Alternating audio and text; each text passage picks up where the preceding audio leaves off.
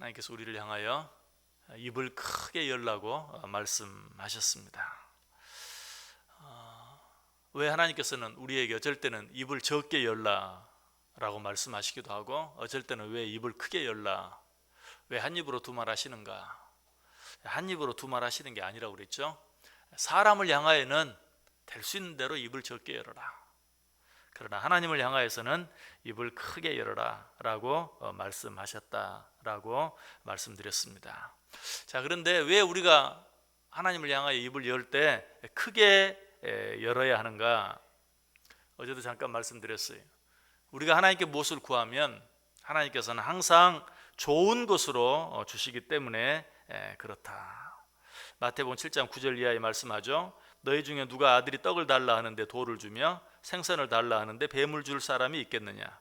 너희가 악한 자라도 좋은 것으로 자식에게 줄 줄 알거든. 하물며 하늘에 계신 너희 아버지께서 구하는 자에게 좋은 것으로 주시지 않겠느냐? 여러분, 사람을 향하여서는 내가 무엇을 구할 수 있다고 해서 너무 많이 구하면 안 돼. 왜냐하면 항상 좋은 것으로만 주는 것이 아니기 때문에 그렇습니다. 그래서 가끔 우리가 그런 말을 하기도 하죠. 공짜 너무 좋아하지 마 라고 말하기도 합니다. 공짜라고 그저 많이만 받으면 좋은 게 아니라 어쩔 때는 그것이 내게 손해가 되는, 내게 도움이 안 되는 것일 수도 있어요. 그러나 우리 하나님이 주시는 것은 그렇지 않아요. 우리 하나님이 주시는 것은 항상 좋은 것이, 왜? 나를 가장 잘 아시기 때문에, 나의 필요를 가장 잘 아시기 때문에, 그분은 나에게 꼭 필요한 것, 가장 좋은 것으로 나에게 주실 수 있는 분이. 그러면 하나님을 향하여 무엇을 구할 때는 우리가 입을 크게 열고 많이 구해도 괜찮아요. 로마서 8장 32절은 또 말하죠. 자기 아들을 아끼지 아니하시고 우리 모든 사람을 위하여 내주신 이가 어찌 그 아들과 함께 모든 것을 우리에게 주시지 아니하겠느냐. 자, 사람을 향하여 무엇을 구하면 그 사람이 내게 줄 수 있는 것도 있지만 줄 수 없는 것도 있어요. 그러므로 그 사람 봐가면서 구해야 돼요. 그러나 우리 하나님은 어때요? 모든 것을 주실 수 있는 분이에요. 그럼 우리가 하나님을 향해 입을 열 때 하나님의 사정 고려할 필요가 없어요. 무엇을 구하든지 하나님께서는 그것이 내게 필요한 것이요, 그것이 내게 유익이 되는 것이라면 반드시 주세요. 모든 것을 주실 수 있는 분이에요. 그러므로 우리가 하나님을 향해 입을 열 때는 크게 입을 열 수 있어야 된다. 시편 2편 8절도 말합니다. 내게 구하라, 내가 이방 나라에 내 유업으로 주리니 내 소유가 땅 끝까지 이르리로다. 하나님께서 우리에게 무엇을 주실 때는 내 소유가 땅 끝까지 이르도록 풍성하게 넘치도록 허락해 주시는 분이다. 그러므로 우리는 그분을 향하여 입을 크게 열 수 있어야 한다.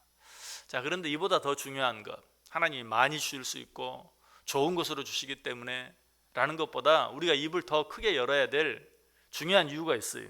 그것은 무엇인가? 조금 이상하게 들릴 수도 있지만 우리의 말이 곧 믿음이기 때문에 그렇습니다. 좀 이상하죠? 말이 믿음이다. 고린도후서 4장 13절에 그렇게 말해요. 기록된 바 내가 믿었으므로 말하였다 한 것 같이 우리가 같은 믿음의 마음을 가졌으니 우리도 믿었으므로 또한 말하노라. 우리 입에서 나오는 말이 우리의 믿음이에요. 물론 내 입에서 나오는 말이 거짓말이라면 상황은 다르죠. 하지만 내 입에서 나오는 말이 진실이라면 그 말이 곧 믿음이에요. 우리가 사람 속을 알 수 없죠. 10길 물속은 알아도 한 길을 사람 속은 모른다라고 말합니다. 그러나 그 사람 속을 그래도 가장 잘 알 수 있는 것이 있다면 뭐예요? 그 사람의 말이에요. 그 사람이 어떻게 말하는가 하는 것을 보면 그래도 그 사람을 가장 정확하게 잘 알 수 있어요. 우리의 믿음도 마찬가지라는 것이, 내가 거짓말만 하지 않는다면, 내가 진실을 말하기만 한다면 그 말이 곧 우리의 믿음이에요. 우리의 말이 곧 믿음이라면 우리는 어때요? 믿음의 말을 많이 할 수 있어야죠. 그래서 우리가 하나님 앞에 입을 여는데 어떻게 구하는가, 어떻게 말하는가 하는 것을 보면 그 사람의 믿음이 좋은가, 나쁜가, 큰가, 작은가 하는 것을 알 수 있다는 것이. 때때로 우리는 그래서 외식을 하기도 하죠. 마치 내 믿음이 좋은 것처럼 보이기 위해서, 내 믿음이 큰 것처럼 보이기 위해서 무슨 말을 할 때가 있어요. 이거는 하나님을 향한 말입니까? 사람을 향한 말입니까? 사람을 향한 말이죠. 사람을 향해서는 어떻게 해야 된다고요? 말을 적게 해야 돼요. 그럼 외식하는 말은 아주 잘못된 것이. 그래서 성경이 뭐라고 말해요? 외식하지 말라. 그러나 하나님을 향해서는 크게 말할 수 있어야 돼요. 많이 말할 수 있어야 돼요. 왜? 그것이 바로 우리의 믿음이기 때문에. 자, 그런데 우리의 입을 더 크게 열어 믿음의 말을 많이 하기 위해서는 어떻게 해야 하는가? 내가 말하려고, 그렇게 말하려고, 믿음의 말을 하려고 다짐하고 작정한다고 되는 것은 아니. 믿음의 말을 많이 하기 위해서는 믿음의 말을 많이 들어야 돼요. 소위 말하는 것처럼 인풋이 있어야 아웃풋이 있는 거예요. 여러분 모든 전기 제품을 보세요. 인풋, 전격 전압, 얼마가 들어와야 되는지, 그리고 또 얼마가 나가는지, 항상 인풋과 아웃풋이 항상 있어요. 인풋이 없이 아웃풋이 있을 수 없어요. 들어오는 게 없이 나가는 게 있을 수 없어요. 믿음의 말이 들어와야 믿음의 말을 할 수 있는 거예요. 우리가 하나님을 향해서 믿음의 말을 많이 해야 하는데, 믿음의 말을 많이 하기 위해서는 어떻게 해야 하는가? 믿음의 말을 많이 들어야 돼요. 그래서 우리가 이미 생각했지만 오늘 본문에서 나를 향하여 내 입을 크게 열라 라고 말하기 전에 이미 8절에서 뭐라고 말했어요? 잘 들어라. 그렇죠? 8절에서 내 말을 들으라. 먼저 들어야 돼요. 듣지 않고 말하면 이상한 소리가 나가요. 들은 것보다 더 많이 말하면 그것도 이상한 것이, 잘못된 것이. 우리가 하나님을 향하여 입을 크게 열어야 되는데, 우리가 믿음의 말을 해야 되는데, 그러기 위해서는 어떻게 하는가? 믿음의 말을 잘 들어야 돼요. 많이 들어야 돼요. 듣지 않고 말하면 냄새가 나요. 여러분 혹시 어떤 이유에서든지 금식해 보신 적 있죠? 기도하기 위해서 혹은 무슨 진찰을 받기 위해서 금식해 보셨죠? 금식하면 하루만 금식하면 어때요? 입에서 얼마나 냄새가 나는지 몰라요. 마찬가지. 듣지 않고 말하면 냄새가 나요. 금방 문제가 드러나요. 그러므로 우리가 믿음의 말을 하기 위해서는 믿음의 말을 많이 들어야 돼요. 믿음의 말을 많이 들으면 내가 하려고 해서가 아니라 저절로 믿음의 말이 나가요.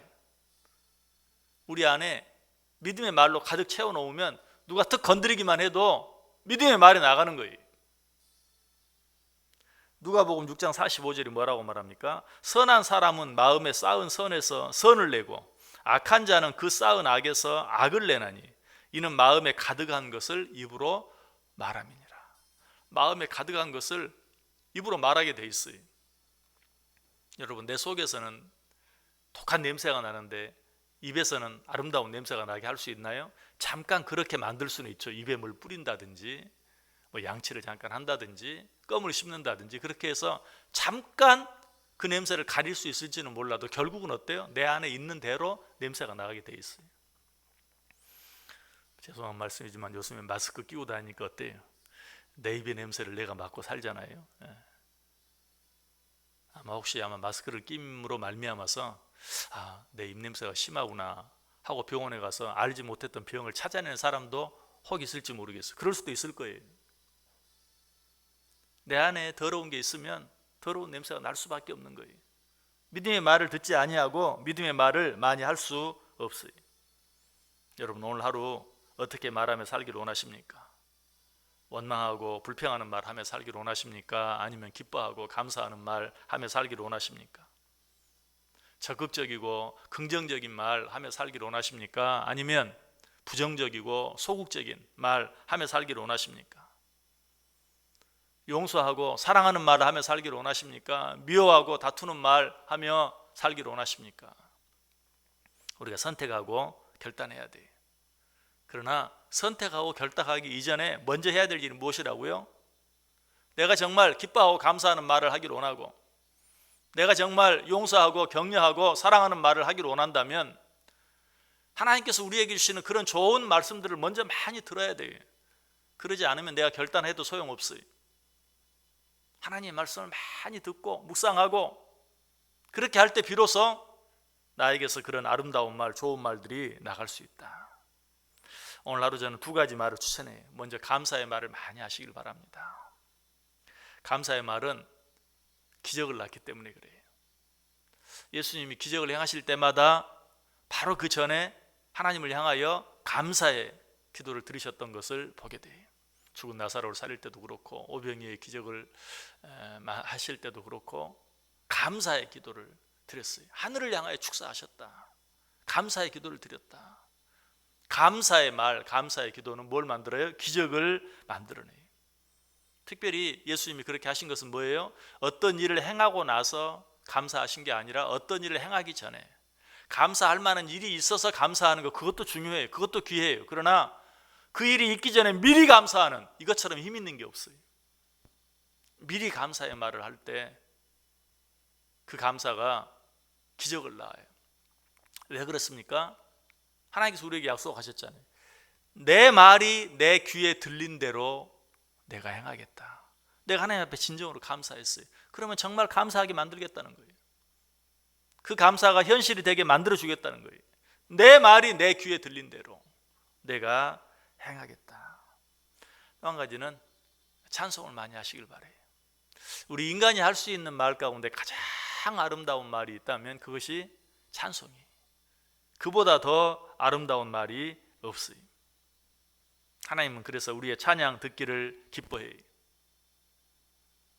우리가 이 찬양을 마음껏 오늘 하나님께서 우리에게 말씀하신 것처럼 크게 하나님을 향해 불러드릴 때 우리의 마음속에 평화가 임해요. 찬송가 가사에도 있잖아요. 이 노래를 부를 때에 큰 평화 임하도다. 여러분 수시로 찬송해 보세요. 요새 그냥 뭐 TV 틀면 무슨 트로트가 그렇게 많이 아주 뭐 트로트 신이 떴다 뭐 갑자기 트로트가 또 인기가 막 올라가는 것 같아요. 뭐 그런 노래 가운데도 좋은 노래가 있죠. 그러나 그런 노래가 우리의 마음을 진정으로 기쁘게 해주지 못해요. 하나님께 드리는 찬양을 많이 해보세요. 이 노래를 부를 때에 큰 평화 임하도다. 오늘 하루 살아가면서 감사의 말, 찬송의 말 많이 해보세요. 그렇게 함으로 우리의 삶 속에서 기적이 생기고 우리의 삶 속에 참 평화가 넘치는 놀라운 은혜를 경험하고 누리고 체험하며 살아가는 복된 하루, 복된 인생들 되시기를 주님의 이름으로 간절히 축원합니다. 기도하겠습니다.